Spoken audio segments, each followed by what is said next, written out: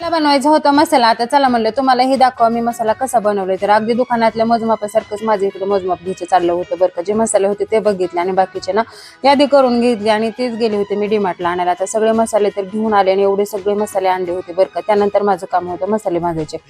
पहिले तर मी धने भाजून घेतले, त्यानंतर खोबरं भाजून घेतलं आणि नंतर तीळ भाजून घेतले. त्यातच ना मग मी खसखस टाकून भाजून घेतले होते. आता नंतर हे सगळे मसाले गोळा केले आणि ह्यातला पावीसाच आपल्याला कच्चा मसाला घेऊन ह्या मसाल्यात टाकायचा बरं का. आणि बाकीचा पावणीसा तसंच ठेवायचा, कारण बाकीचं जे आहे ना ते भाजून घ्यायचं आणि हे कच्चा मसाला घ्यायचा आहे. याने काय होतं, कच्चा मसाला थोडा थोडा घेतला ना त्याने मसाल्याला छान असा वास पण येतो बरं का.